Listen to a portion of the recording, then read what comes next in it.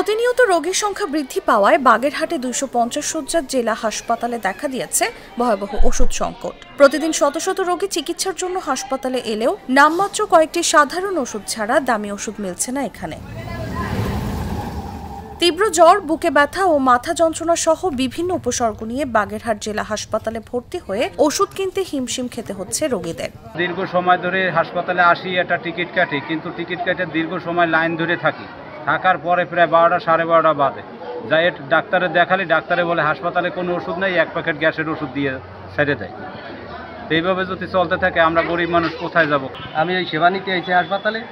এখানে আসার পর ঔষধ এখান থেকেও কিছু দেয়, আর দামি দেবে ওষুধগুলো আমার বাহির থেকে কিনে আনছি।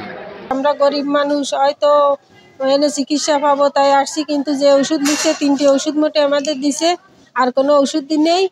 আর বাইরেতে কিনতে বলছে, হয়তো এই ওষুধগুলো সব দিলি আমাদের যে সমস্যা আছে সমস্যাটা সমাধান হতো। বাইরেতে কিনতে গেলেই তো টাকা লাগে, এই টাকা আমরা পাবো? আমরা হাসপাতালে আসি চিকিৎসার জন্যই। এই জায়গাতে ওষুধ নিয়ে দিচ্ছে, তাই এই জায়গা নেই, কিনতে হবে, শীতে বাইরেতে কিনতে হবে।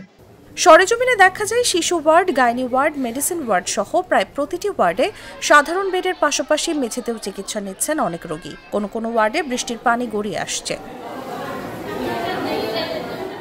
তবে হাসপাতালের আবাসিক medical officer doctor Tapas Kumar সরকারের দাবি, এই মুহূর্তে হাসপাতালে ওষুধের খুব বেশি সংকট নেই, প্রয়োজনীয় সব ওষুধ রোগীকে দেওয়া হচ্ছে। সার্বিক বিষয়ে বাগেরহাট জেলা হাসপাতালের তত্ত্বাবধায়ক ডাক্তার অসীম কুমার সমাদ্দার বলেন, বরাদ্দের তুলনায় 4 গুণ চাহিদা থাকায় সঠিক সেবা দেওয়া কঠিন হয়ে পড়েছে। 250 শয্যা হাসপাতাল বাগেরহাটে এই মুহূর্তে অবস্থায় প্রায় 450 রোগী ভর্তি। প্রতিদিনে জরুরি বিভাগে অন্তত 250 থেকে 300 রোগী আসে, সাথে সাথে বহির্বিভাগে 12 থেকে 1500 রোগী এখন আসে প্রতিদিন। এই অবস্থায় সকলকে আমাদের ওষুধ দিতে গিয়ে আমাদের যে বাজেট, আপনাদের মনে রাখতে হবে, এখনও কিন্তু আমি যে বাজেটটা পাই 100 বেডের হসপিটালের বাজেট। অতএব 100 বেডের হসপিটালকে দিয়ে যদি আমার 400 বেডের হসপিটাল চালাতে হয়, তাহলে আমার 1 বছর বাজেট হিসাবে 3 মাস আমার ওষুধ দেওয়া পারার কথা। আমার সেই অনুসারে এখানে কিন্তু আউটডোরেও আমার 3 মাসই আমার আউটডোরের চিকিৎসা দেওয়ার কথা।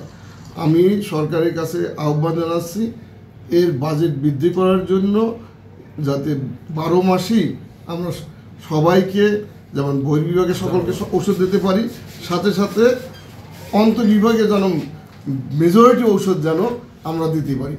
পাশাপাশি 24 ঘন্টা সেবা দেওয়ার মতো জনবল না থাকায় রোগীদের উন্নত চিকিৎসার জন্য খুলনা মেডিকেলে রেফার করা হচ্ছে বলেও জানান তিনি। News desk, Jago news. Good luck পেনের সফট অয়েল বেসড ইঙ্ক দেয় নিখুঁত লেখার আত্মবিশ্বাস। Good luck pen, make your lakh.